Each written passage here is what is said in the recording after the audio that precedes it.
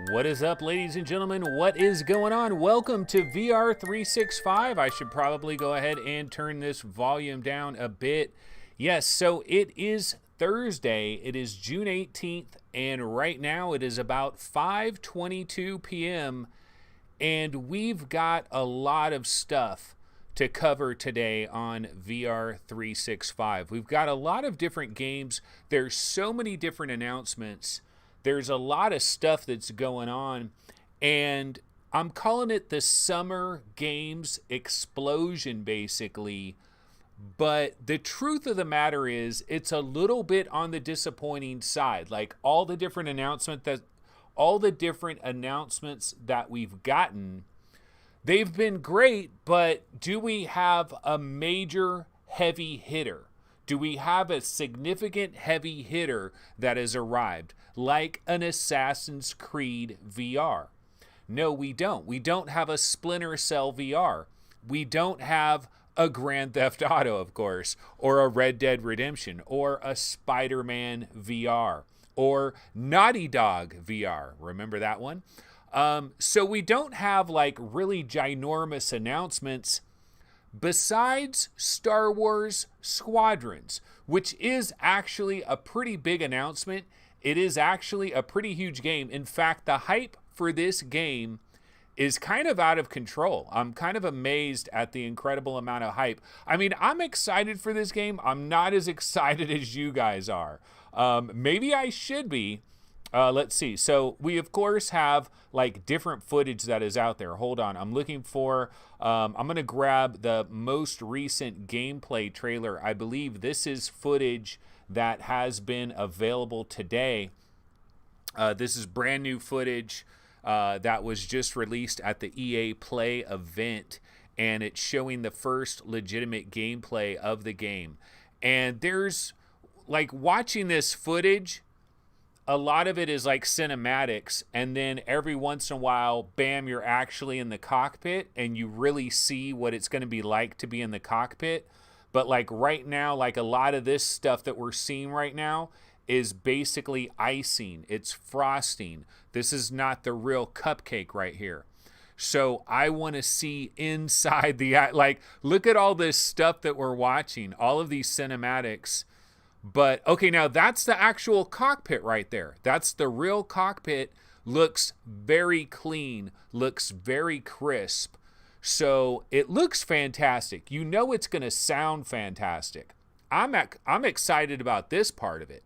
I'm excited that there is going to be some type of single player thing, because honestly, I'm not really the multiplayer guy, although multiplayer in a game like this, I might be able to hang a little bit better than I would in a first-person shooter where you're running around on the ground. I might actually do a little bit better in this kind of a game.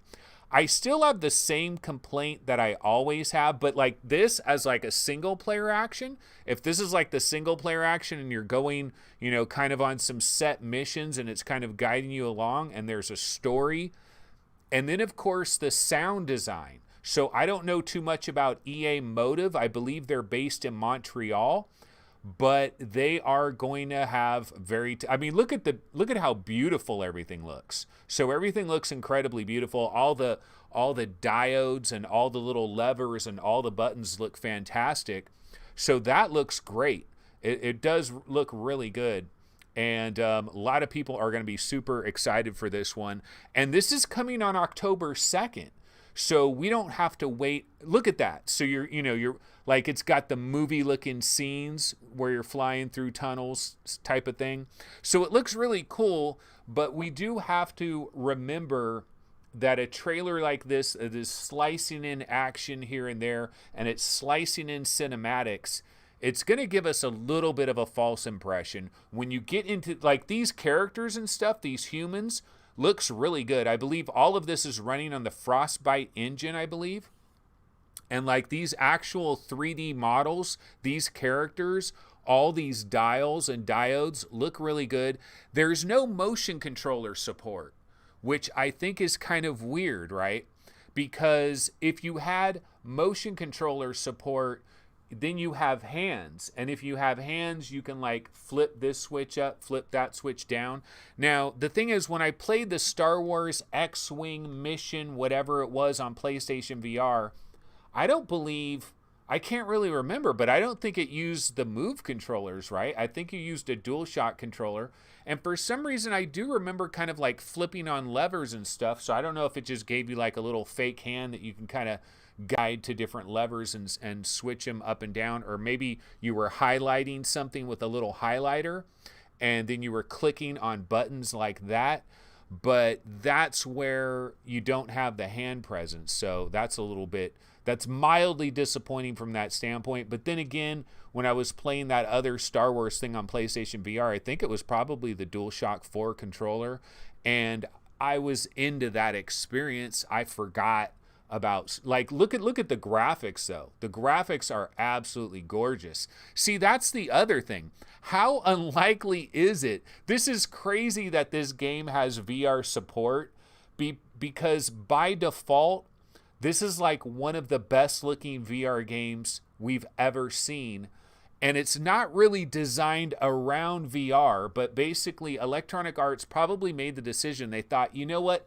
Of all the games that we have in our stable, this game probably would benefit the most from VR. And eventually we got to actually start doing some stuff in VR. We have to get a handle on this thing. We got to start learning VR. The Oculus Quest is selling very well. These headsets are starting to sell a little bit better. You can't buy a Rift S to save your life. You can't buy Valve Indexes. A lot of these headsets are sold out. And so eventually EA is going to start dipping their toes in these VR waters. And this is an example of that. And I mean, it looks, just absolutely drop dead gorgeous. We got to hope that our frame rates and our video cards are going to be able to hang with this. That's the other question. Will your video card be able to hang? Now, there is HOTAS support on the PC VR versions. Another thing I want, though, guys, is I want a tracked HOTAS and finger tracking. So if this was on the Oculus Quest and it used a HOTAS as well, and then you mount your HOTAS, and then the Quest has the finger tracking, and then if it could recognize your HOTAS and put that into the game, then now you've got your hands grabbing the HOTAS, moving it around. I want that level of detail. So, this, of course, is Star Wars Squadrons. Looks really good. It is coming on October 2nd. There's already a Steam page for it. You can already pre-purchase it. Why don't we go ahead and bounce over to the webinar for the first time today? And there is chat. Hussein X says, will Anthony play the multiplayer version of Squadron?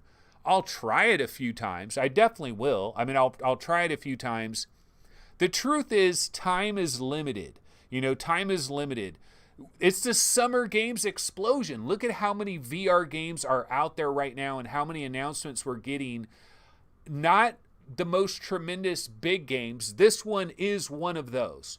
But we don't have a lot of these. But you know what? We're going to have a lot of steady jabs. It's going to be a lot of nice left jabs all summer long. A lot of steady releases, and every once in a while there's going to be an overhand right. This is an overhand right. Star Wars Squadron. You can see October 2nd, Motive is a developer. If we click on the developer, I don't know if it's going to show previous games. I guess they did some, they worked on some Battlefront. Did they work on, well, no, this is just all EA stuff. So you don't really get it's just EA. So it's not really showing what they've done. I don't know what this particular developer has done. But yeah, the first look at gameplay, we just checked that out a minute ago. Also, you know what I was kind of surprised? I was surprised by the price. Was anybody else surprised by the $39.99 price? Because one of the things that I did wonder about Star Wars Squadrons is, like, it's been a long time since I have paid $59.99 full pop, full send, man, full pop. It's been a long time. I haven't paid.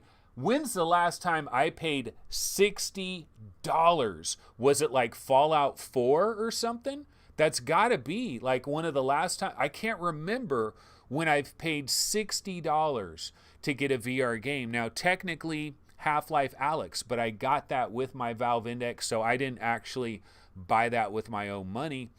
But yeah, I was assuming Star Wars, it's freaking Star Wars, it's EA, $59.99, right? All these games are $59.99.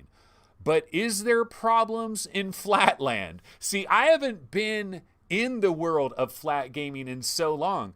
Is there a chink in the armor now? Is it no longer like automatically $59.99 if it's a big banger of a game? Some games come in lower now. Is that the thing? I don't know. Because back when I was in Flatland, which was a long time ago, we're talking like 2016, right? Every big game was $59.99. They did not come in at $39.99. So that's very interesting. So yeah, that is Star Wars Squadrons. Obviously the biggest banger. Probably this is the biggest upcoming game that we didn't really know about. In fact, let me show you guys something real quick here. Yeah, this is the biggest one. I was wondering when we got to the Upload Summer Showcase, the thing that I was most curious about was, were there going to be games that were going to come into the mix that were going to affect the overall scene, like how much change was going to happen? How much was I going to have to alter stuff? Let's go back to the webinar. Here's the top 40 most wanted upcoming Oculus Rift games. And this has not been completely updated. There is still more shuffling that needs to happen. This doesn't have all the information on it, so it's not complete. But the thing that I was wondering is there going to be something that would F with Medal of Honor? Was there something that's going to F with Lone Echo 2? Was something going to bump one of those two out of the mix? Is something going to bump After the Fall out of its spot? Is something going to bump Walking Dead Onslaught or Population 1? You can see how Project Cars 3 has jumped into the mix at number 7. Vertigo 2 at number 8. So, I was wondering, is something going to jump in? And we did have a game that jumped in, Star Wars Squadrons. It jumped in at number 3. It did not pass Lone Echo 2. It did not pass Medal of Honor Above and Beyond. Now, had we gotten Assassin's Creed VR, and maybe we will, there are announcements forthcoming. This is just the upload showcase. So we can't cry a river quite yet because there might be a lot of big bangers on the way. But Medal of Honor right now, safely tucked in at the number 1 slot. Lone Echo 2, safely tucked. People sleep on Lone Echo 2. All the time they sleep on Lone Echo 2. They need to wake the F up. Star Wars Squadrons at number 3, After the Fall, Walking Dead Onslaught, Population 1, etc., etc. So yeah, I was wondering, was there going to be some bangers that would have come in? And if we did get Assassin's Creed VR, that could have jumped right to the number 1. Also, had we gotten some PlayStation 5 games that were really stressing, that like PlayStation 5 games that actually used VR, that could possibly blow us away. And so one of the games that I haven't mentioned here is, let's see, what is this called again? Ghostwire Tokyo or something like that, right? Is this called Ghostwire Tokyo? Let me see here. Yeah, Ghostwire Tokyo. Okay, see, I have not paid attention to all of the PlayStation 5 trailers and stuff because nothing officially was VR. And so if nothing is officially VR, I'm not really going to pay attention to it. However, a lot of people have mentioned this game. And so what a lot of people believe is that some of the games that were, look at this right here. You can see look at the hands, look at the way the hands are coming out, right? And so all these games were shown off at Sony's event. They didn't want to bring up VR because they didn't want to confuse the issue. They didn't want to disrupt anything. They wanted the focus to be on PlayStation 5 and they wanted the focus to be on flat gamers buying PlayStation 5s for flat gaming, because that is 99, well, it's actually about 97% of their market is flat gamers buying flat games, and that's what they're trying to do here. But some of the games that were shown on this unveiling, some of these games might have bonus VR support, and Ghostwire Tokyo, this could be one of these games. And this is Bethesda. Like, whoa, I didn't even know. Like, this is like, so I really wasn't paying attention to these, because like I said, man, when it comes to Flat World, I close my eyelids. Like, you know, there's a Kanye song, right? There's a Kanye song where he's talking about his dad, talking about when he's a little kid and he sees expensive clothes. When you see clothes, close your eyelids. And I was like, oh shit, I can't believe there was a line like that in one of these Kanye West songs. It was like, when you see clothes, homie, close your eyelids, because we ain't buying it for you. And I kind of close my eyelids when it comes to flat stuff, so I don't know what's going on in the flat world. But yeah, this piece of software right here. Now the question is, though, are we going to get a unveiling of some VR games that are going to support an extra VR mode? And this could be one of these games. And also, you know what? It's a great opportunity. This is a wonderful opportunity for Sony to sidestep a thorny kind of an issue. Let me grab a different trailer while we're at it here. So there's another game. This one here, Gran Turismo. This is another one, Gran Turismo 7. This could be another situation where this is going to have full-blown VR support for PlayStation 5 with the original PlayStation VR headset, but the announcement's not going to happen now.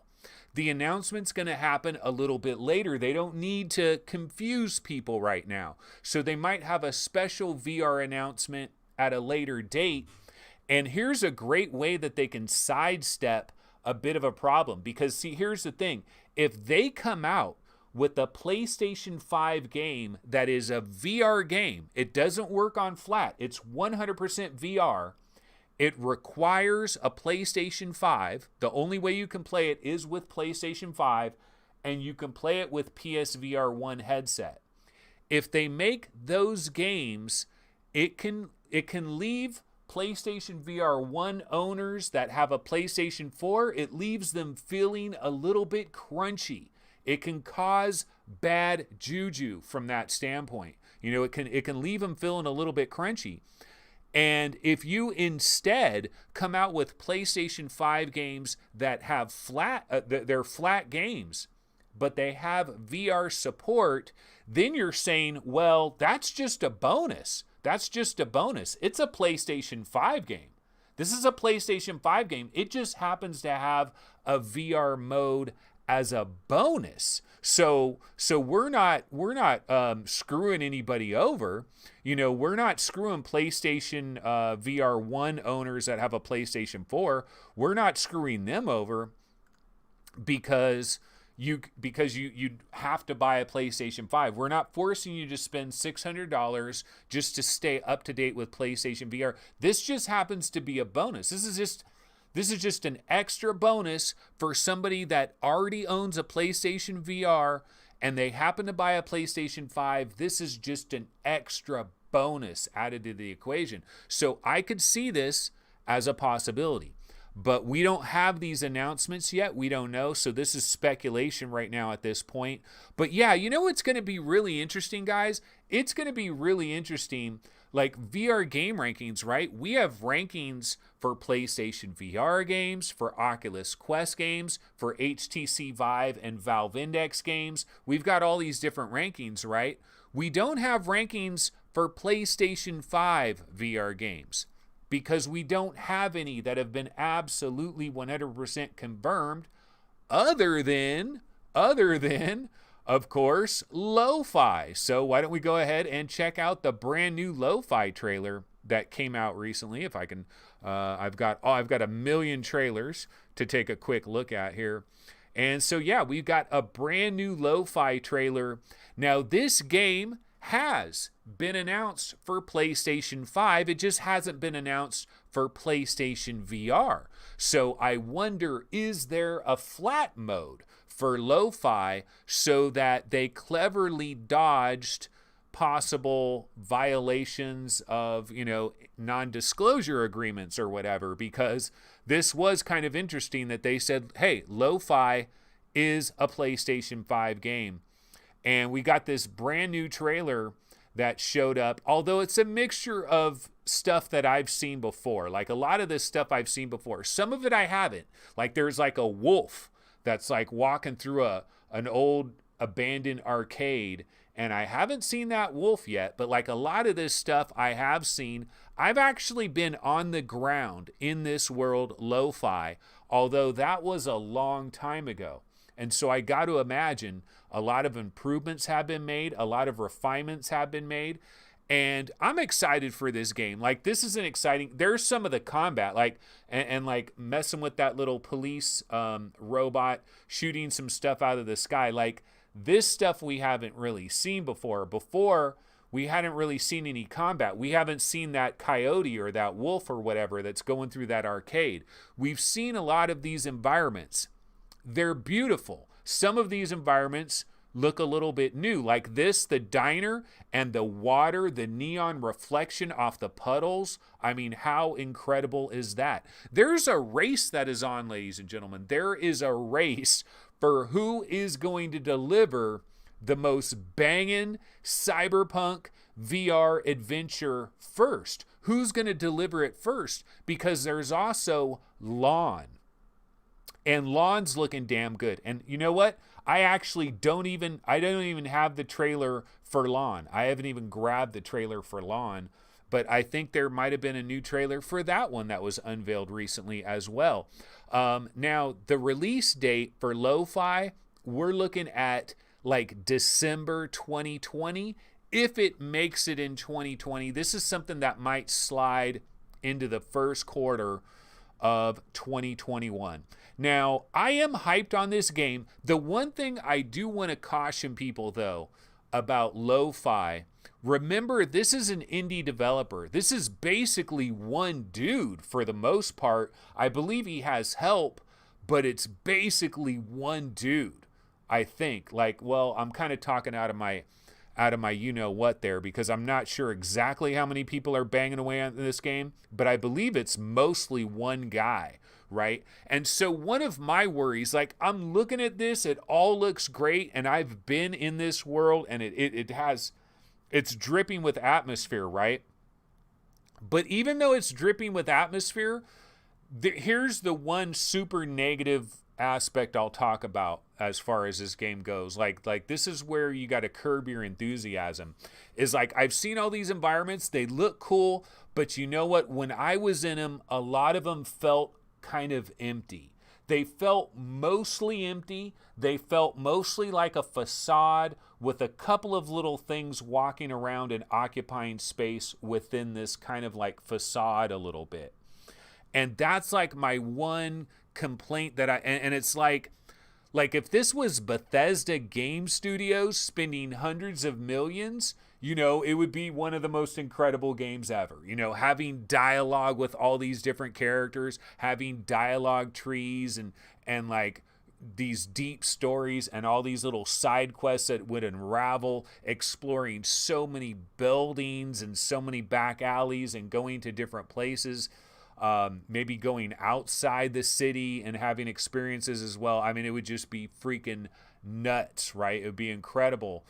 This is like an indie studio. They're trying to do what they're trying to do. And I'm sure it's going to still be awesome and it's still going to be pretty amazing. But it's like anybody that's expecting this to be like straight up AAA cyberpunk, I mean, they're going to try to fake it to the best of their ability. And they should. It's like, try to like step out of your comfort zone. Try to go beyond. I mean, what they're trying to deliver here is damn near impossible. If they had like a 50-man studio and they had like $30 million, it would be very difficult. So, but people are like being ambitious with their development. So Anti-Cleric, like the primary developer of this game, I mean, I give this guy much love, much credit, but it's going to be difficult because, like, the atmosphere, they've already nailed that. So if all you cared about was atmosphere, you're already good. You're already good with the atmosphere. The combat, I wonder about the combat. I wonder about the actual NPC interaction. I wonder about, like, stories and stuff. But Lo-Fi looks absolutely gorgeous. It's the only confirmed PlayStation 5 game we know about that does support VR normally, so we're expecting VR, so there's definitely some excitement there. Okay, so one of the biggest trailers I thought that we got in this most recent unveiling of all this stuff is, of course, that would be Solaris. Solaris Off-World Combat. We got the first actual gameplay footage of this game, and a couple of things jump out at me here. So, like, initially, when you look at this and you see the actual game, like, this is actual gameplay footage right there. Alpha gameplay footage. So they're showing you the actual footage right there. Expectations curbed. No, I'm just kidding. But like, you saw the original trailer for Solaris, and some people actually thought some of that shit was in game in the original trailer. Like they made like this like fake kind of screenshot where it looked like it was a HUD with someone holding a assault rifle with all these indicators all over the HUD, and it looked freaking incredible. And so some people thought, oh, that's the game. Oh my God, that looks incredible. Then this is the real game. This is what we're looking at here. I believe it's, is it 4-on-4? I think it's a 4-on-4 head-to-head arena battle type game. Coming August 2020. Now that's kind of a surprise there. Also coming to PlayStation VR this year. It is coming in 2020 to PlayStation VR. That's pretty big news for PlayStation VR gamers, because when we first found out about Solaris Off-World Combat, we found out that it is an Oculus exclusive for a timed period of time. Now, we knew eventually it would be available on Steam at some point, and it would be, it's going to be on the Oculus store for Rift, of course. But we also knew that, like, eventually it's probably coming to Steam. Eventually it's coming to PlayStation VR. But it was a timed Oculus exclusive. We knew that. We didn't know how long of a period it was going to be. Also, we knew that this game was very Quest-centric. Like, some people might even look at this game as a Quest game.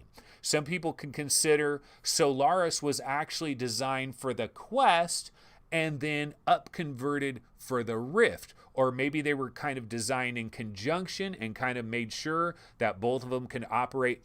It does look... Graphics do look a bit questical in nature. So you can see that there is a bit of a dialing back. I got to assume that the graphics that they're using in this trailer are the actual Rift S graphics. They're the alpha version of the PC version of the game. But even so, you can see graphics are scaled back a little bit, probably for that parity with the Oculus Quest. So there isn't like a giant difference between the two. They run well, and you got cross-play, and so you're going to be playing against Quest people, you're going to be playing against Rift S people, and this game is actually launching. Let's go to the webinar. This game is launching, I believe, in August 27th. So I believe we actually have a date for this game. Let's see here. I got to get into I'm in the wrong spot here.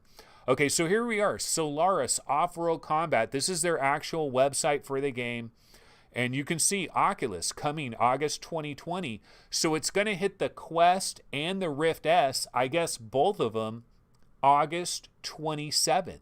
So we've got a date for this. PlayStation VR, probably a fourth quarter release. So it's going to take a little bit longer for PlayStation VR. Now, they've got a lot of different weapons here, so they're showing all the different weapons that you can use. And they're showing you some screenshots of the characters. They're kind of wearing these goofy little uniforms with their like motorcycle helmets, a little bit Tron-like. Hey, do we got another Tron-like, ladies and gentlemen? I do believe we've got a Tron like. They're wearing freaking bicycle helmets just like a homie in Tron. You know, the last Tron movie, right? Does have a little bit of a Tron look. So we've got some different screenshots. That looks kind of questical right there. You know, not the most intense geometry I've ever seen. But they also show the different backgrounds. You know, these different arenas. This is Tempest. Okay. You got Vortex. You've got, there's another Vortex one. That looks cool. That might be like there might be also slightly different versions of these arenas. Fury Field. There's another one of Tempest. You know, so a lot of different backgrounds. So that's kind of cool. So, you know, it's going to have this feel to it. So it says, step into the role of an athlon, an elite VR athlete, and put your skills to the test in this futuristic world of high-stakes, fast-paced VR combat. Start each game with your pistol, then run, sprint, and slide your way across the arena, picking up weapons, equipment, health packs along the way. Work with your team to take over the control point and win the match. Yeah, and see here they're showing you kind of like the different guns they got. Kind of looks like they could also they could come out with Nerf gun versions of these, right? Like I should be able to go buy these at Toys R Us and build them out of Mega Blocks, right? Legos, something. You know, I mean it's cool how they did design it like this. You start the game off with your Sentinel Disruptor pistol. But you can pick up other weapons throughout the arena during the match, like our famous grenade launchers, rocket launchers, and of course, arc rifles. So that is the Sentinel-1 Disruptor. That's the Titan III grenade launcher, and that is the Trident rocket launcher. The Javelin arc rifle is very, very heavy, and it takes a long time to recharge. But yeah, so this is, I mean, you know, they're gunning. They're trying to be a banging multiplayer game. I mean, how many games, how many different developers have tested this genre and they want a piece of this pie? They want to be the dominator. And the one thing is, their game on PlayStation VR is pretty freaking damn good, all right? So, like, it's hard to bet against them in this particular category because they've already shown what they could do on PlayStation VR. So you got to imagine when this does come to PlayStation VR, it's probably going to be running like absolute butter on a PSVR system, probably this fall, you know, late 2020 on PlayStation VR, August 27th on Quest, and on Rift. Here. I'm in the wrong spot. Where do I want to go? Okay, so that is Solaris. The question is, though, is my overall hype level on Solaris, has my hype level dipped? For example, why don't I go ahead and look and see where we had this baby ranked? So let's go back to the Webinator. And as you can see, now rankings will be adjusted more than they're adjusted now. For example, do you guys see Blunt Force down here? Blunt Force is at number 17. Do you know that there is a demo that is available for Blunt Force right now? Now, I've played the demo. Not a huge fan. I'm not a huge fan of the Blunt Force demo. Now, I don't know if it's a Valve Index problem. Okay, here's the thing about the Blunt Force demo. The graphics are gorgeous. That's the one thing that we always knew about Blunt Force. Since I'm talking about it anyway, might as well, let's go back here. We don't have a new Blunt Force trailer, by the way. They did release this demo. I looked for a Blunt Force trailer. No new trailer that I could see. So we still got the same old Blunt Force trailer, which is one of the most gorgeous trailers we've ever seen in VR gaming. This is the primary reason why we've always been so excited in this game. And I can tell you that exact scene right there, I witnessed that scene and that scene right there. I've witnessed these two scenes in my Valve Index. And the thing I'll say about it, the graphics are mostly what you're seeing pretty close. Okay, this does maybe look a little bit better than it really does in the actual game itself, but some of those early scenes were actually pretty relatively close. Here's the thing though.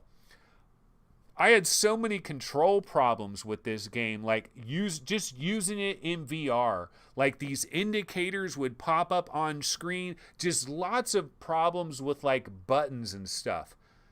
It's a problem, ladies and gentlemen. We gotta make these VR games. Now, it might be a Valve Index thing, and maybe they haven't dialed in Valve Index controls. And maybe if I tried this on my Oculus Rift, I would have had no problems whatsoever. If I tried it with my Quest via link cable, maybe I would have had no problems whatsoever. But with my Valve Index, it just didn't operate very well. I had a gun. At one point, I get a gun, right? And it's telling me to put the gun on like the side of my hip. I spent probably 10 minutes trying to put my gun at the side of my hip. The little indicator kept showing me, put the gun at your hip, put the gun at... I kept doing it over and over again. It didn't freaking work. There was lots of little things like that with blunt force. Graphics did look pretty freaking incredible. I probably need to try this again, and I probably need to try it on a Rift S. To see if the Valve Index was the culprit in the situation. But I will say that, there was a bit of a jank factor, clumsy, very clumsy, a bit of a jank factor, and just not the smooth experience that you would like to have. So that, of course, is good thing. Let's see, I keep hitting the wrong button here.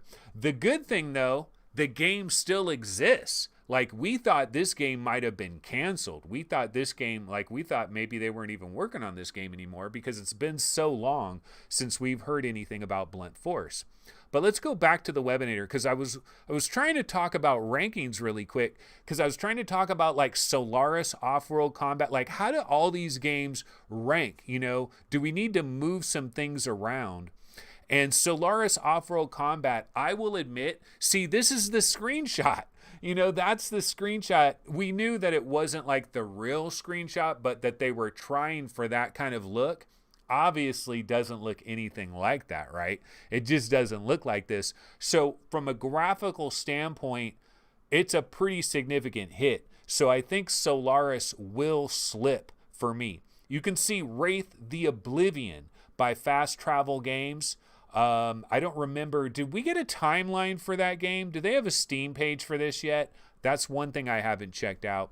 And Blunt Force is probably going to slip. Obviously, we got Phantom Covert Ops coming very soon. Panther VR is out right now. Panther VR is out right now. And I got to tell you, the reviews are not very kind right now, folks. The price is surprising. So when I heard that Panther VR was going to do a sneak attack, and they did it on the day of the upload Summer Games celebration, baby. Which, not a terrible idea. Not a terrible idea to like come out with the trailer and everything and say, and oh yeah, the game is available right now. You know, because a lot of people were tuning into this event. A lot of people were paying attention to this event, so they might have gotten a relatively decent pop in sales by doing that. But I've always been I've always been the type that says, you know what, the sneak attack, not normally a good idea. I think it's better to stake your claim to a release date in advance and give people a 3-week warning. Give them like a 14-day warning. Give them some time so that they can plan for your game and say, you know what? Yeah, Panther VR, man, it comes out in 2 weeks. I think I'm going to set aside $20 for that. You just come out of the blue. I mean, yeah, you're going to catch people that'll just buy it on the spot. Now, the reviews, though, so, I mean, the game looks pretty decent. It kind of has this cartoony style, right? But it looks a little more Metal Gear Solid than some of the other stealth games that we've seen. So if you're really, really looking for something that has much more of a Metal Gear Solid feel, maybe kind of more of the classic Metal Gear Solid from like the late 90s kind of a feel, This game looks like it offers that, and it also has kind of that Incredibles art style as well. Almost looks a little bit Questical, like they're trying to get this game to run on the Quest as well, but as far as I know, not on the Quest. But if we go to the reviews, like a lot of people talked a lot of smack about this game in the reviews. This feels very primitive, even by early access standards. Features that are commonplace in other VR games are missing here. Even closing your hands is absent in this. The climbing feels bad. The guns feel bad. And the stealth is okay. The stealth is okay, but the AI is dumb as hell. Oh, damn it. I need water, and I don't have my water. Let's see. Obviously, there are many bugs, but the mechanics and stealth gameplay are there. A bit of ironing out and the promised progression system, and this game will be up there. So, I mean, the reviews kind of bounce around, but like this guy, I played it for 20 minutes and refunded after.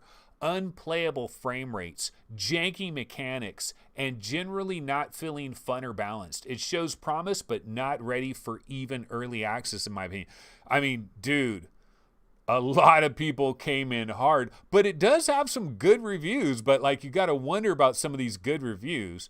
Early access, already very immersive. Can't wait to see where this game goes. Okay, so the developer's cousin, his brother, I mean, I don't know, man. Oh, here's Paradise Decay. Here's Paradise Decay in the building, ladies and gentlemen. Paradise, you are on the grand stage, homie.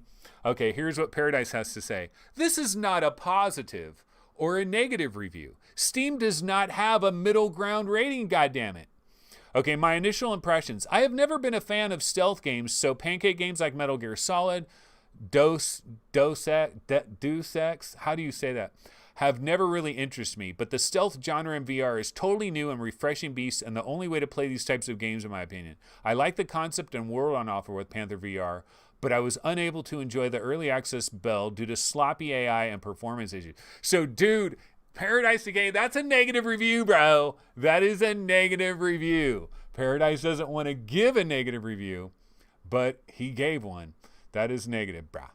So yeah, Panther VR is not really enjoying tremendous acclaim right now with its release. It's unfortunate, you know, because I thought that was going to be a pretty solid game in the month of June, and it doesn't necessarily mean like the game is forever dead and they can't improve it.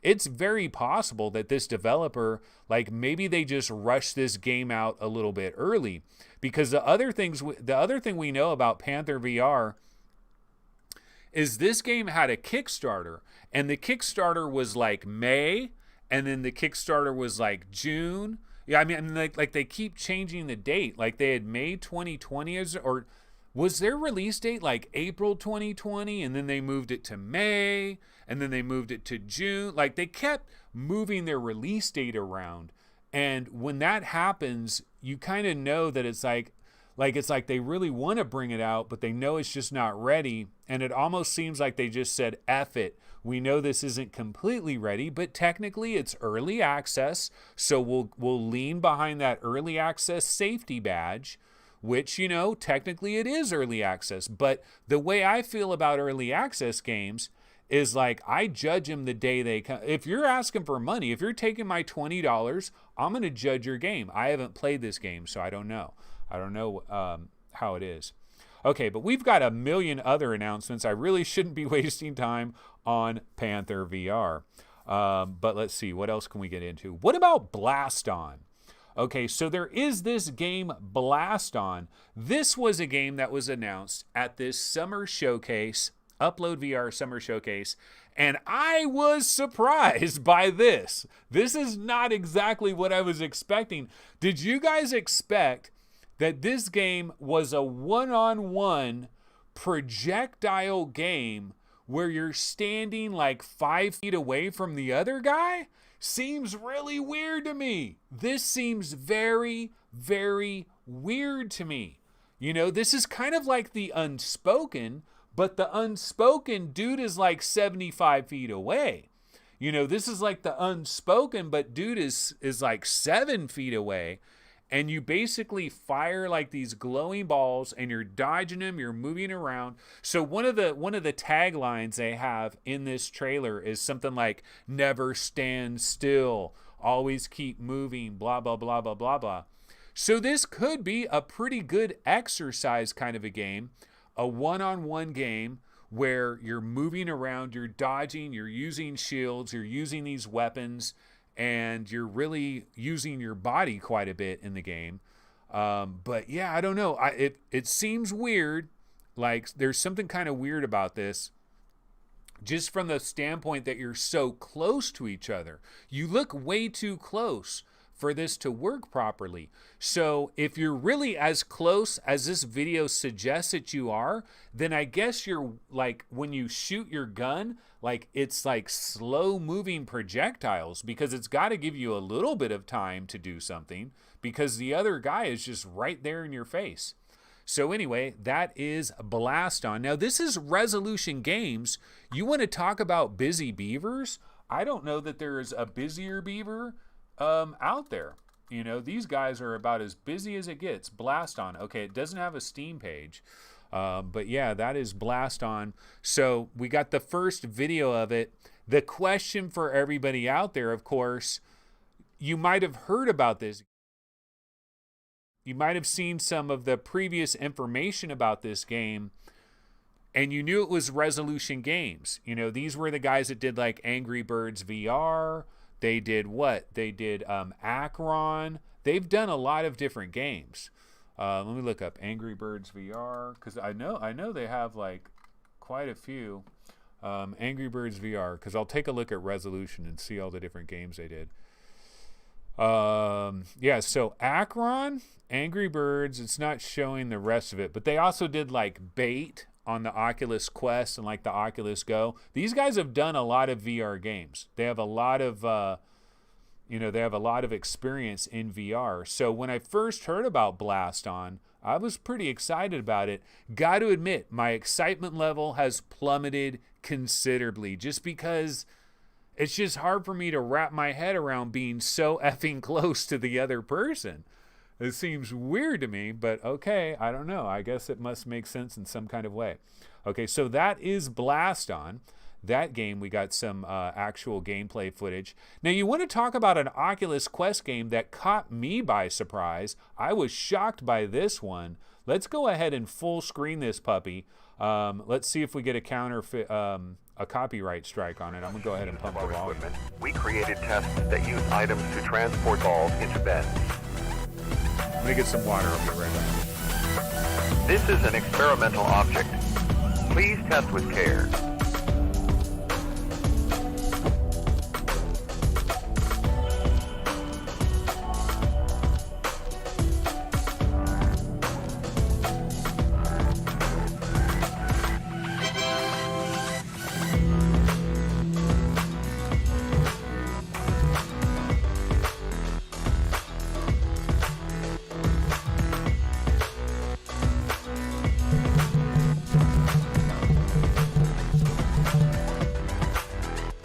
Our scientists are 80% certain this test scenario cannot be solved.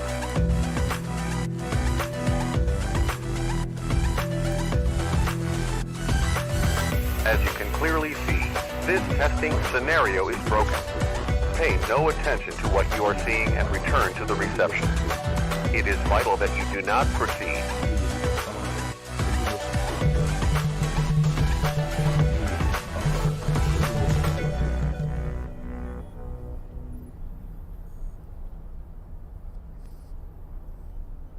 Thank you for choosing Gravity Lab.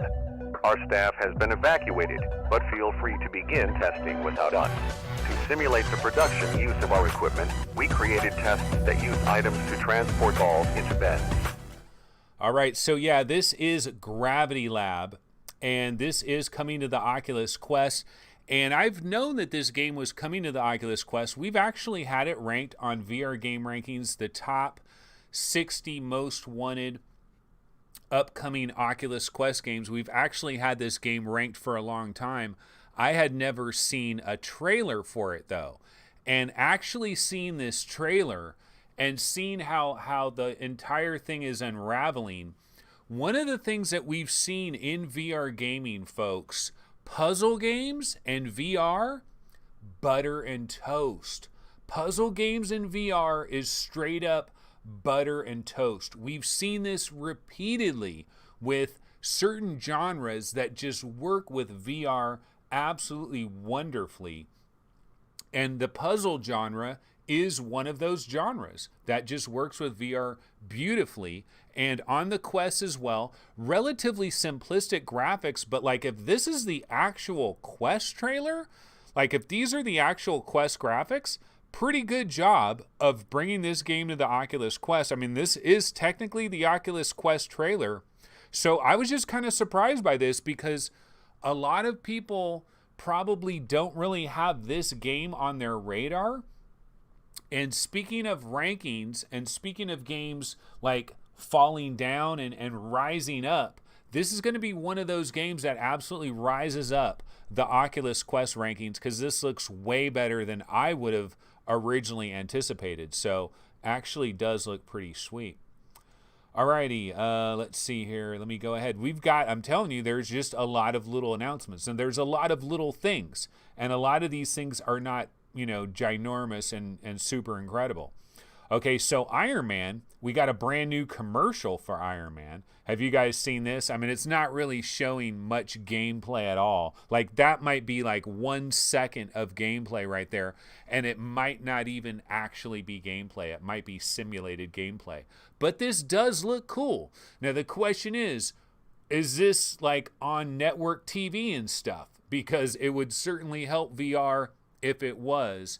It's nice when we do have at least one mainstream thing, one commercial that looks cool that people are going to see when they're watching Dancing with Stars or whatever the hell they watch nowadays. The Voice. I mean, dude, whenever I turn on like network TV, that's all it is. It's Shark Tank, it's The Voice, it's judges, it's dancing, it's America's Got Talent, it's America's Got Dipshits. It's America's Got Everything, man. That's all the shows are. It's crazy. But I assume that hopefully this will be playing on some TV commercials, getting a little hype for Iron Man VR. So that's cool. I did notice that. Another thing I noticed in a trailer recently, have you guys seen, let's see here. I got a brand new trailer for, this is a game called Traffic Jams. And this is a game we have been keeping track of this on VR game rankings.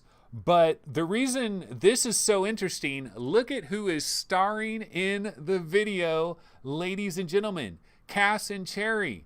They are look at this. They are straight up stars. Television stars. They are famous. They are absolutely famous. Okay, so this game is Traffic Jam VR. And I believe it's made by like Little Chicken Studio or something, but somebody else is publishing it. And I remember hearing about this game, but I don't think we had a video or anything like that. So it looks like it's kind of combining, one person is in a headset, a bunch of other people are all on their phones, and coming September 2020. Oh yeah, Vertigo Games. Okay, so Vertigo Games is handling the publishing on here, and Little Chicken, I believe, is a developer. And so it looks kind of like a puzzle-y type game where you're directing traffic.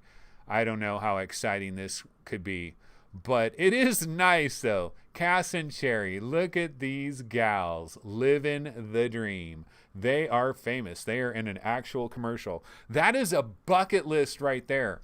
They can cross that off their bucket list. Much love, much love. Okay. So that is Traffic Jams VR. That was a small little game. But, that is the first gameplay video that we've seen for that. So, again, lots of stuff. We're seeing lots of stuff. Now, here's a game I'm excited for. And I've been excited for this one. I mean, dude, you guys know I am all about In Death, baby. In Death on the PC VR headsets has always been one of my favorite games. All the VR games out there, this game is a gamer's game. It just has a good feel. It's got good playability. Like back in the days when I used to play games, and a big part of playing games was just like the actual, like pushing the buttons and like just you're communicating with the game, man. And this game, you can do that. Now, we knew it was going to come to the Oculus Quest eventually, because remember a long time ago when they first announced the Oculus Quest, I believe it was Hugo Barra was walking across the stage. They were talking about the Oculus Quest, and behind him he had like a gigantic background that had a list of all kinds of developers. And one of the developers that was on that list was Solfar Studios, who is the actual developer of this game on PC VR. But Super Bright VR is actually handling the development duties. I don't know if Solfar is even publishing this game. I'm not sure what's going on with. I'm assuming Solfar Studios is still the publisher. I don't know for sure. It's possible that Super Bright basically got the rights for In Death on the Oculus Quest, and they're publishing it and the whole ball of wax. But it looks good, man. I'm looking at like they did a damn good job with In Death running on the Oculus Quest. These graphics look pretty fantastic as far as I'm concerned. You know, it looks really good in this trailer. It is called In Death Unchained. It is coming July 2020. Super Bright is a development studio, and I have not updated the Oculus Quest rankings, but I can tell you this one will probably be jumping up pretty freaking high. It'll be in the mix. This is an exciting release for the Oculus Quest, because the real key is, and it will be fun on the Quest, just being able to turn around, no cords or anything, you know, and it's just constant bow and arrow action. And it's all about, it's going to be the feel. And it is a different developer. It's Super Bright. Will they capture the feel of the game, that just the nice feel where you feel like, okay, I'm getting headshots and I deserve headshots because I figured out how to do this right, or I'm off a little bit. I'm off like a foot. I'm moving over a little bit. And now I'm on perfectly. It's a gamer's game. It's such a good feel, in my opinion. The enemies are a bit generic. And one of the other issues, one of the problems possibly on Quest, is going to be in the difficulty level of this game. How difficult is it going to get? Because one of the main ways it got really difficult on PC VR was sheer numbers of enemies. And on the Quest, one of the ways that you can save processing power is to slightly reduce your number of enemies. But like, that looks drop dead gorgeous. Like, if that's actually right there, that was actually running on the Quest, that looks pretty goddamn good. So I'm really liking what we're seeing here with In Death, and not very far at all. We're talking July. This honestly was one of the biggest announcements I felt of the entire day. Like, I mean, I know it's a known commodity. It's a game we've already gotten, but I still feel like that's one of the bigger announcements that we got in this entire game explosion. Okay, let's see. What else did we want to get into? Lots of stuff was announced. Well, you know, one game I'm kind of excited about, and this is a game, I've brought up this game a number of times. Let's go ahead and check out the trailer for a second, though. No reply. Maybe you're still in leap space, I don't know. Our office hours are 10 a.m. to 5 p.m. We appreciate your business. Your brother still hasn't reached out. If he's there at Stakhanov Station, for God's sake, tell him to call, email, anything. I know you two aren't on the best of terms, but I didn't know who else to ask. Can you go? Get Dixon to come home? Please.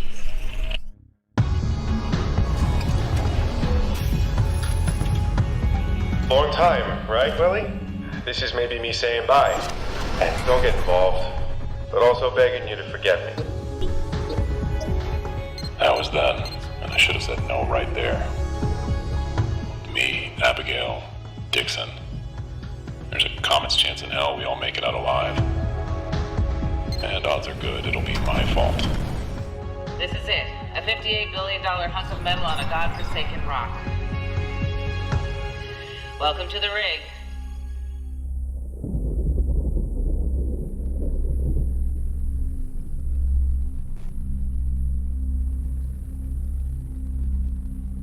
All right, so yeah, this is called The Rig, a star map to murder. And I saw a release date for this that was like June 26. But after looking at the Steam page for this game, I'm not sure if it's actually coming out on June 26. I'm a little bit confused about... I'm a little bit confused because let me show you guys. Let's switch over here to the Steam page for this. So you guys know, I've been a fan of this game, The Rig, for a long time. Found out about this game on an old tested video on YouTube that was like years ago. They had this developer, Sunset Division. I believe it's a number of dudes that live in the San Francisco Bay Area, like 4 friends that are basically have been working on this game over like the last 3 or 4 years, but they've all got regular day jobs. They've all got full-time jobs, families, the whole ball of wax, and they've been working on this in their spare hours, like over several years. The problem is we're now in the year 2020, and I think a game like this would have been really cool in 2018.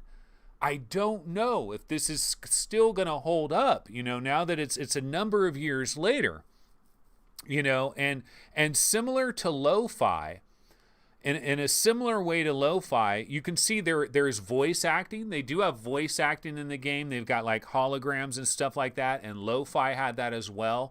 And, maybe they're getting like friends and family and associates to kind of do voice acting, or some of them are doing the voice acting. But you wonder about a small team, what can they really pull off? The game does have a cool look and a cool feel. Like looking at a lot of, like these are new screenshots, they look cool. I like the way this game looks. It does have this film noir in space, the rigvr.com, you can see their website. It's got a cool look, but it's very simplistic. 34 screenshots. Wow, they've added a lot of screenshots to this.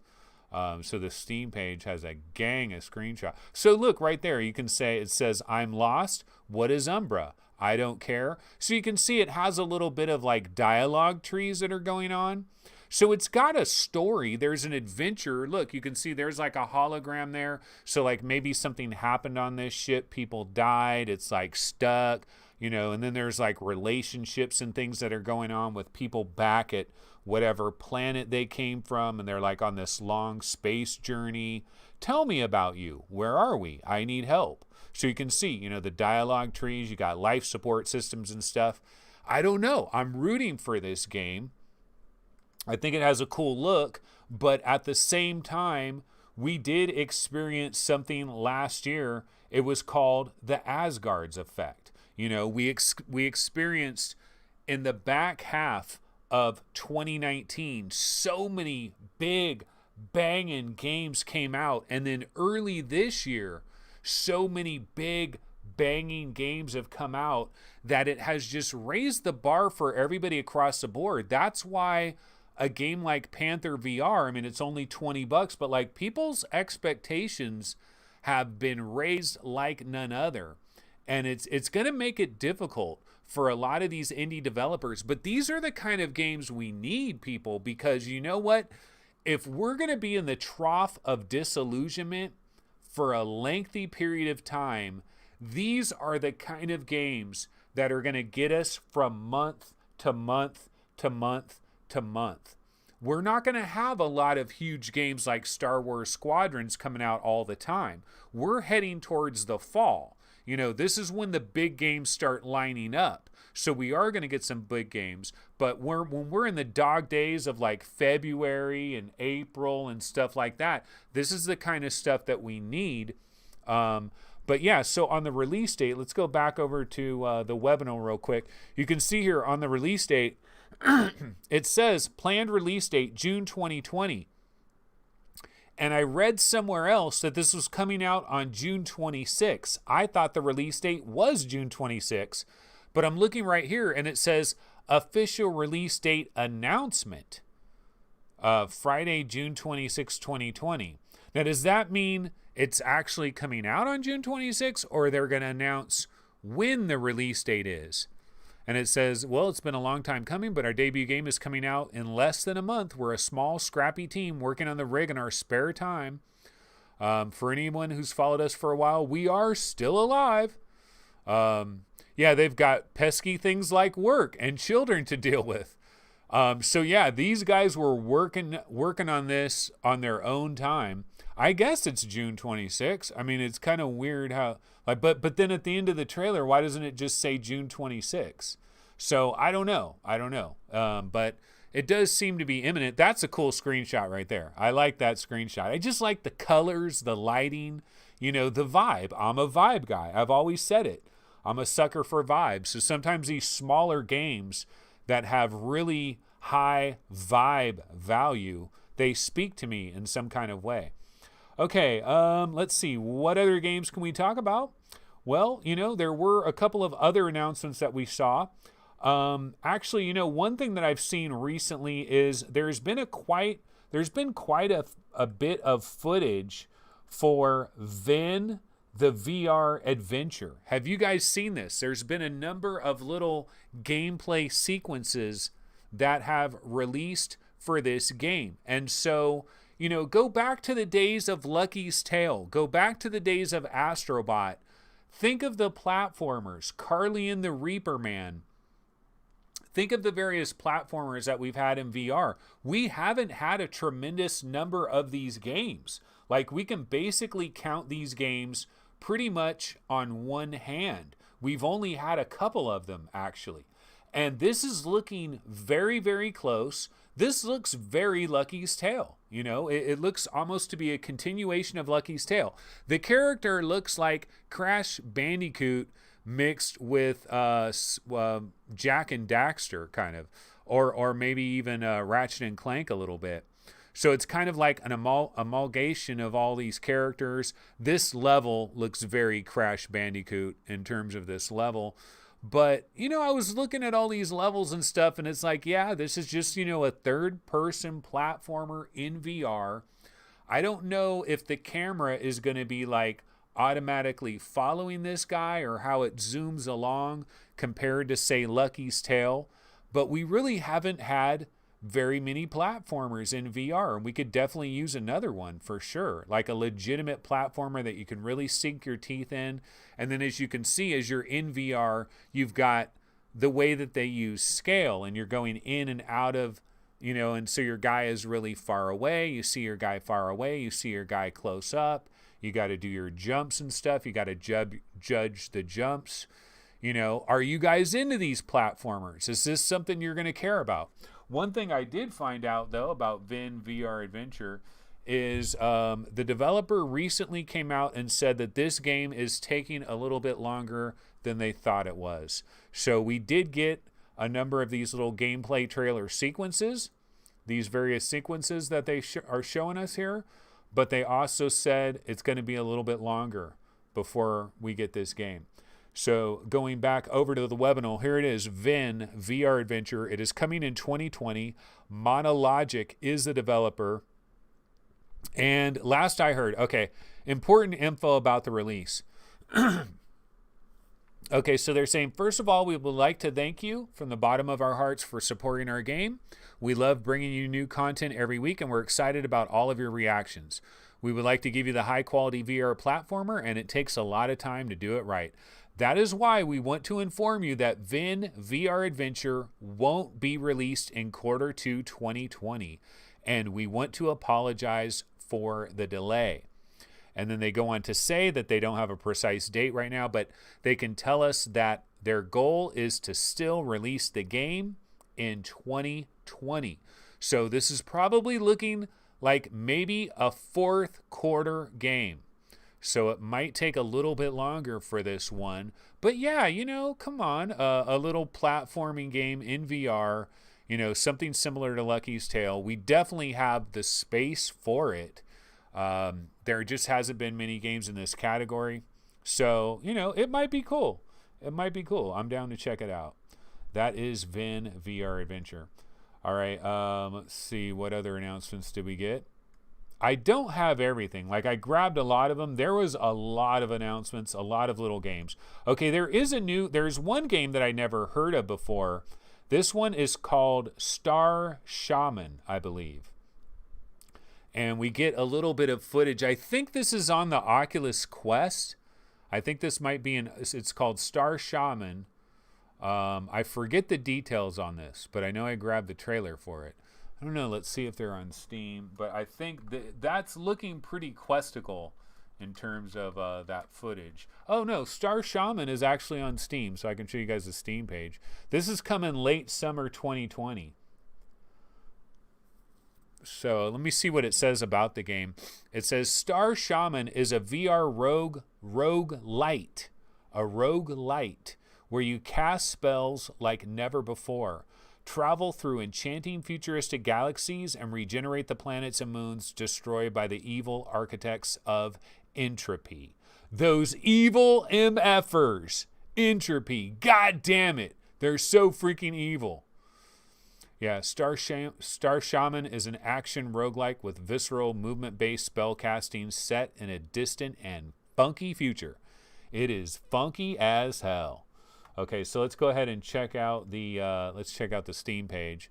Yeah, so late summer 2020. I never heard of this before, so this is new to me. But yeah, you can see it's coming to the Oculus Store and it is coming to Steam. I mean, the screenshots actually look way better than the video, right? Like these, if all I saw were these screenshots, I'd be like, damn, this shit is colorful as hell. Video didn't quite look that good.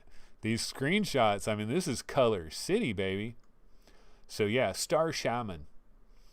All right. Let me go ahead and why don't we check out chat for a little bit. Let's see what chat has been talking about recently. So Zayla Maru says the rig and node. Not sure if either should even bother at this point. Well, that's the thing. See, there's a lot, and he's talking about the node. You guys might not remember what that one is. But yeah, the rig and node are two games that we have ranked high at VR game rankings for a very long time. So like people that check out VR game rankings on a regular basis, they've seen these games. If they've checked in the top 20, the top 40, these games have been floating around in like around 20, ranked like 24th, 23rd, 29th. Dude, this game Node looked hella dope, but we haven't heard any. This game might not exist anymore. I gotta be honest. This game might not exist anymore. But I could have said the exact same thing for the rig. Because for the longest time, no one heard anything about the rig. And we could have said that this game didn't exist. And now we know that it does exist, and it's actually imminent in the very near future. So yeah, Zayla Maru, you're right, but we still got to keep our eyes on this stuff. Okay, BloxyMan22 says, to me, this seems interesting. Too early to say if it will be good or not. Probably talking about the rig, I believe. Hussein X says, the rig. Never heard of it, and have just wish listed it. Looks very interesting, even in 2020. Okay, if you want to find out more about the rig, what you want to do is you want to do a Google search, the rig tested. The rig VR tested. That's where I first found out about it. Projections episode 32, the rig VR and Virtual Boy. That was way back on November 25th, 2017. A long time ago. But that is when I first found out about the rig, and I saw it on that, and I was like, damn, that looks pretty dope. I was like, that looks pretty effing dope. But that was 2017, y'all. I mean, it was late 2017, but it was a long time ago. And that's the downside, because it's not the Asgard effect anymore. It's the Half-Life Alyx effect. It's the Saints and Sinners effect. I mean, games keep hammering. And so Every other game does have to step up or keep your price low. But it's hard, developers want to get paid for their freaking, for their service. Okay, so let's go ahead and go back over here. So we still have more and more announcements. And one of the big announcements that we got, excuse me, sorry, my throat is killing me. One of the big announcements that we got was an announcement of a game that is actually available today. It's actually available today. And that, of course, is Trover Saves the Universe. Trover Saves the Universe is currently available right now on the Oculus Quest, and it makes perfect sense for this game to come out on the Oculus Quest. It's probably going to sell very well on the Oculus Quest. It's the right game on the right platform, the right audience. The kind of audience that owns an Oculus Quest is probably really into Justin Roiland type comedy. So this should work very well. It should sell very well, and it all makes perfect sense. Obviously, this is kind of like a controller-based game, but you can easily just sit in your chair and you can play Trover and just pretend like you've got a controller in your hand. It's just been chopped in half. Sometimes, though, it's weird for me when I have a chopped in half, what is essentially a chopped in half controller. I remember when I was playing like Pixel Ripped 1989, it was almost fatiguing to me. Like, for some reason, if I had some kind of like plastic contraption that I could snap my my touch controllers into to make it in like one solid controller, I feel like it would be less fatiguing. Something about my hands being separated and I feel like I'm playing a controller game, there's like some kind of disconnect. Does anybody know what I'm talking about? I mean, it's weird. It doesn't make sense. And can you pair like a regular controller to the Oculus Quest? Like an Xbox controller or something like that? I'm guessing you probably can, because there's Oculus Go games that you can play on your Quest that might require you to pair a controller, right? So I don't know. That's kind of weird. So yeah, this is out. It is out, available now on the Quest. In fact, we can bounce over here to the Oculus Quest store and check it out. Daily deals. They've been doing that daily. Can you believe it? They've been doing it daily. Daily deals. Dude, the Oculus Quest as a platform, I gotta tell you, it is doing well. It is doing very well. They constantly have games on sale. They constantly have new games coming. They're constantly like refreshing the games and dialing them in, like Waltz of the Wizard, and adding the hand tracking and everything. The Oculus Quest is a platform that is doing really nicely right now. Now, in the coming soon and pre-order category, the only thing they're showing right now is Phantom Covert Ops. But we know there's a lot of stuff coming, like In Death Unchained is coming in the month of July, and other stuff is coming as well. But if we can check out new releases real quick, you can see there has been a flurry of activity. Oh, that Cirque du Soleil thing came out. But they're charging $7 buccarinis for that baby. And I've heard myth, I've heard some back and forth things like Obuff said he got this for his daughter and that she really liked it. But yeah, I could imagine if you've got a daughter that is like a hardcore Frozen fan, they're probably going to be a lot more forgiving. But most people that have tried Myth, very, very disappointed. But a lot of games have released for this system recently. Trover coming in at 30 bones. That is that Oculus Quest taxation, baby. 30 bones. Well, I don't know. What does it sell for on Steam? But this should probably be like a $19.99 game, maybe a $24.99 game. But the thing is, it's Justin Roiland, right? And he's like the coolest dude ever, man. And people that are like 32 really love Justin Roiland, bro. For those with a sick sense of humor, I love Rick and Morty and accounting, and I'm 32 years old, and I own a Quest, so I'm perfectly in the target market, and I perfectly gave it 5 stars. Chad Baca VR. Love this style and humor, brah. I have played this game on Rift S, and now we'll be playing it again on the Oculus Quest. Yeah, so, I mean, it's a cool game. It really is a good game. It's a funny game. It's a hilarious game. And the best thing about this game, I mean, if it really works well on Quest, if it flows well, if it feels good, it should be able to run perfectly fine, and it should be a great port, I would have to imagine. It's still a good game. Is it overpriced by $10? It probably is. Let's be honest. This probably should not be $29.99. If we're honest about it, but you know, I can see it. I can see it. So yeah, the Quest has been getting a lot of action lately. A lot of games have been hitting that platform, and so good for them. All right, let's see. Let's go ahead and bounce back over here, and let me see. Were there any other little game announcements that we missed that I should probably get into real quick? I actually need to get the heck out of here, but. Let's see, were there any other big ones I might have missed? Well, you know, there is this one, of course. There is this one.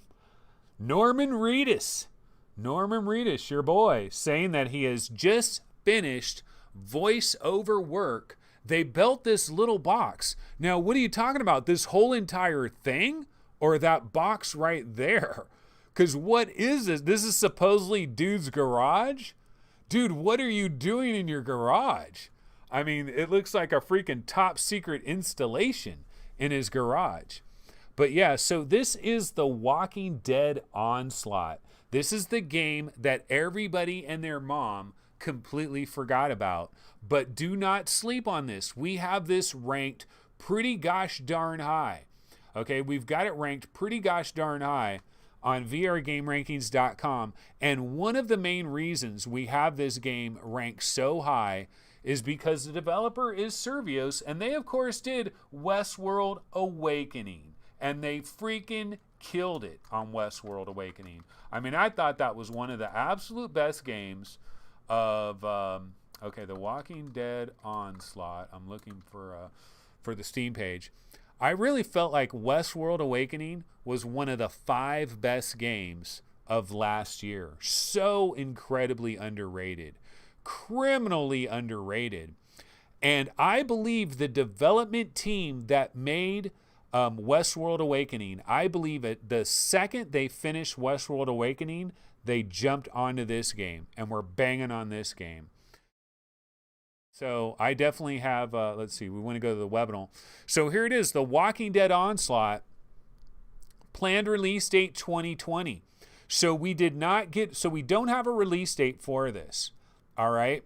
But there is an official gameplay reveal that is coming this summer.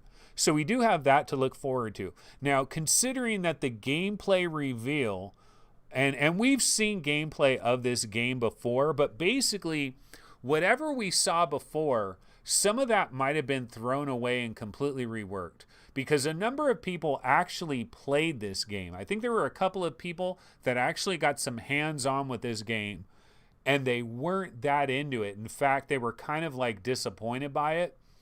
And so their impressions, like the game that they played might not be the same game that we got going right now. But yeah, this summer we're going to get a gameplay reveal. So this might be looking like a fall game or like maybe in October or something like that, or very late September if we're only going to get gameplay. But looking at the graphics, remember this, folks. This is based on the TV series. That's why they have Norman Reedus, and that's why they got his actual voice. I don't know how many of the TV characters they're going to have the voice for, though. They probably only got like 1 or 2, but you probably be able to go through the entire game as Norman Reedus, and then you get to hear like him doing his voice every now and then.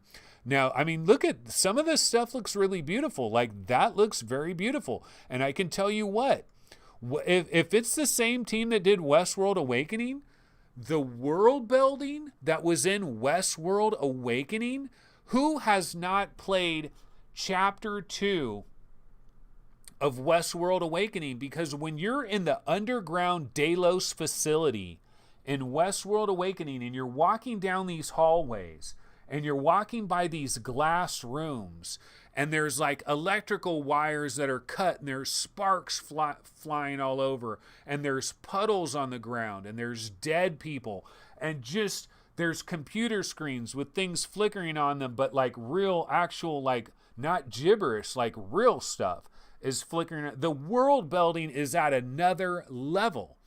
And the thing about Walking Dead, the thing about Westworld Awakening is it's a franchise. It's like a well-known TV franchise that people have a lot of passion for and people are really into.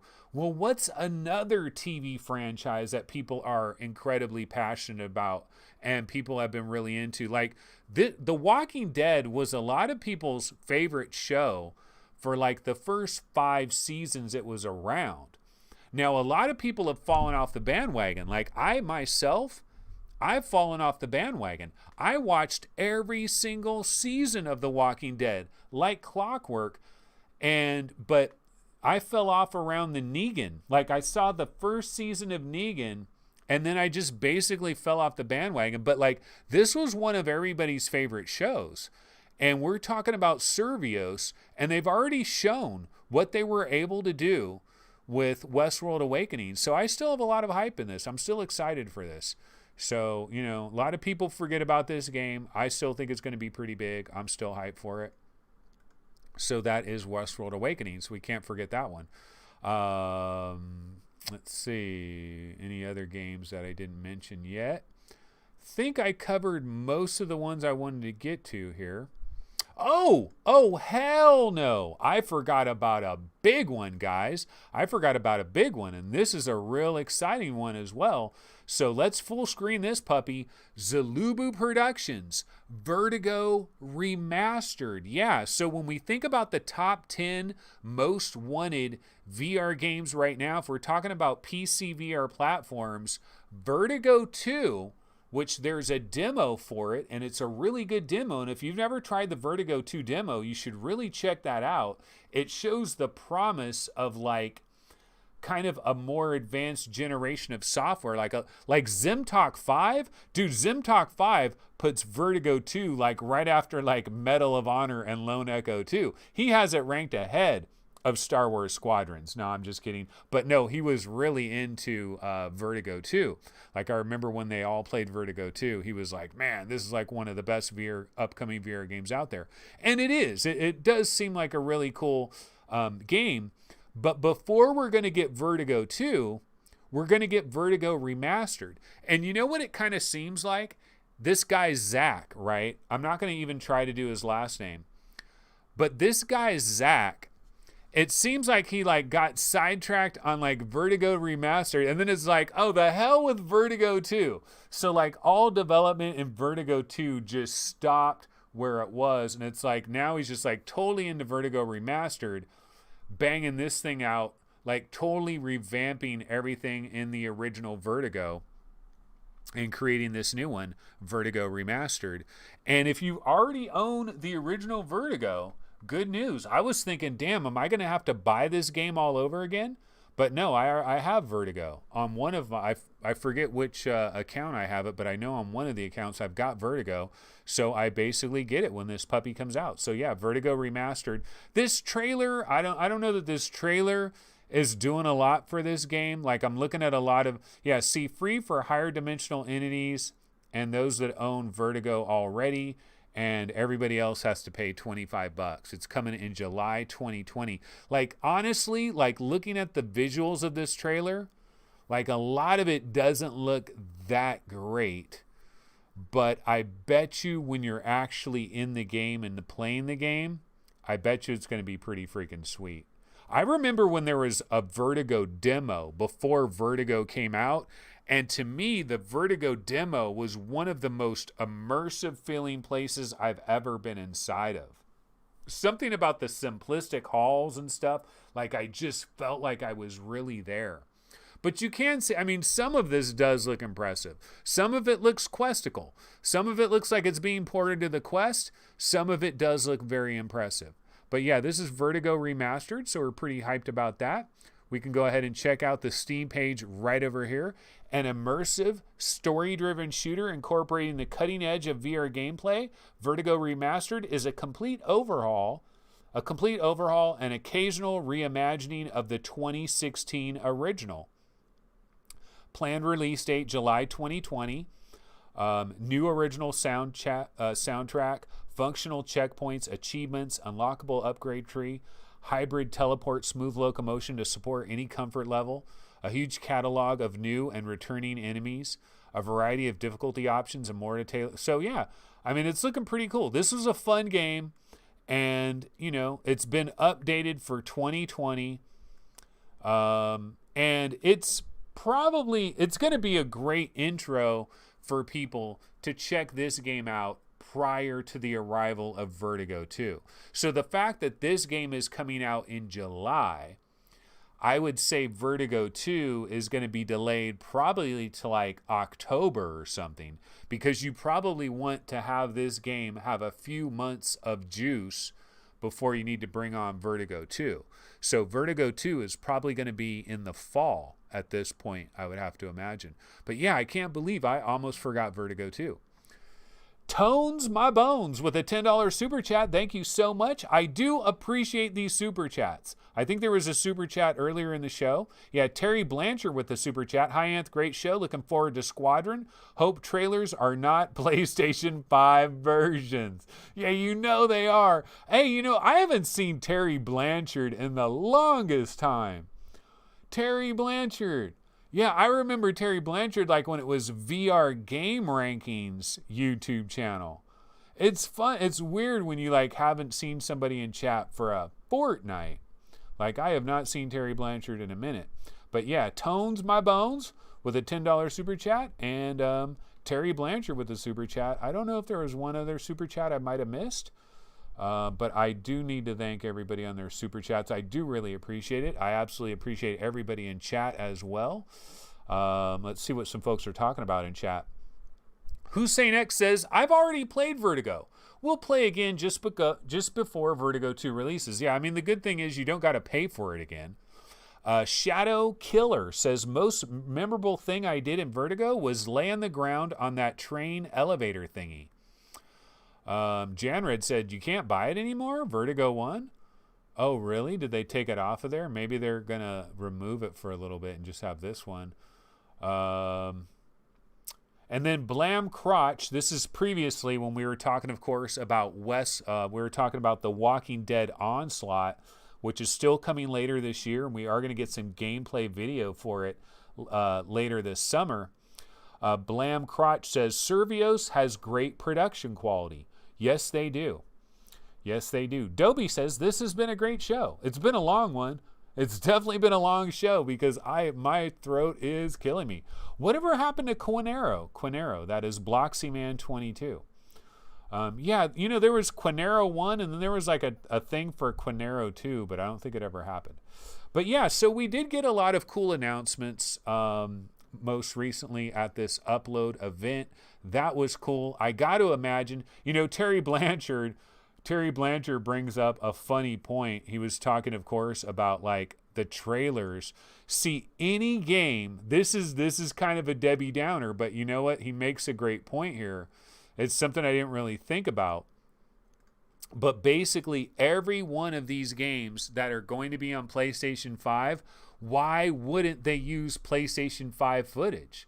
Like, they could technically use PlayStation 5 footage, and I don't think they're violating any kind of anything, you know. So I don't think they're violating it. Like, this is very likely PlayStation 5 footage, and I think they're perfectly within their legal right to use PlayStation 5 footage.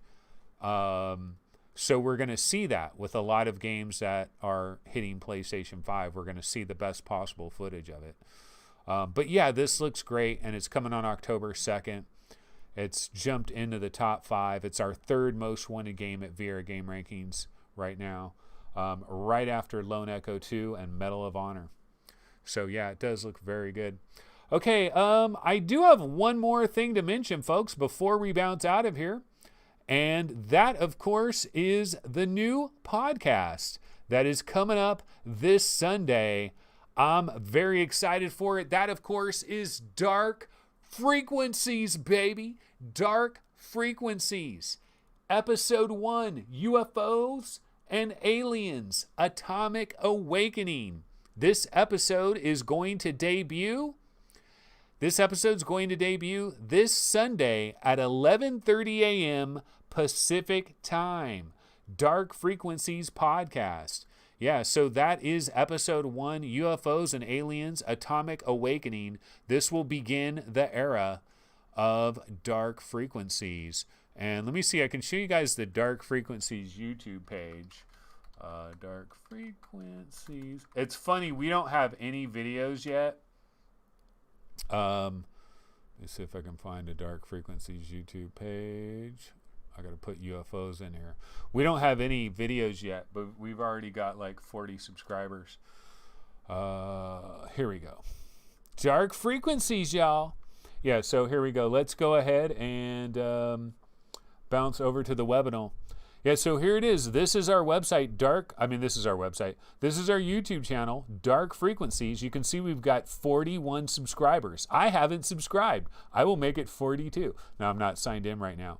But yeah, Dark Frequencies, Episode 1, UFOs and Aliens, and Atomic Awakening. That is scheduled for June 21st at 11:30 a.m. So yeah, be sure to bounce over there and go ahead and subscribe. Even if you have no interest whatsoever in any of these weird topics that we're going to be talking about, like simulation theory. We're going to be talking about artificial intelligence, like runaway artificial intelligence. We're going to talk about UFOs. We're going to talk about Mandela effect. We're going to talk about quantum supremacy. We're going to be talking about all kinds of weird, interesting kinds of topics. Deep, probing questions of the universe, and it is Dark Frequencies. Bigfoots. You know, we're going to talk about Bigfoot. We're going to talk about Loch Ness Monster. We're probably going to have like 10 episodes on Loch Ness Monster. I'm kidding, of course. Nobody gives a rat's ass about the Loch Ness Monster in 2020. Of course, it was proven false or whatever, fake. Same thing with like Bigfoot and that Patterson footage. But yeah, this is going to be a cool channel, yeah. Dark Frequencies, baby. Are you subscribed? You should be if you're not already. So yeah, that is Dark Frequencies. We've got 41 subscribers. You too can bump that up. Let's get it up to 100 before our first episode. Let's have 100 subscribers before our first episode. It'll give us a nice launch. But yeah, that's Dark Frequencies. That, of course, is coming up this Sunday. Looking forward to it. I'm excited. And we're going to, this first episode, we're going to be doing like, we're calling it Atomic Awakening because an atomic bomb was first exploded in, I believe, 1947. And that same year, like 2 months later, or like mere weeks later, was the Kenneth Arnold sighting. He's the guy that coined the term flying saucers, the Kenneth Arnold sighting. And then, of course, the famous Roswell crash. And then, of course, Majestic 12 happened in the early 50s, although most people believe it's 100% bogus, but we're still going to cover that a little bit.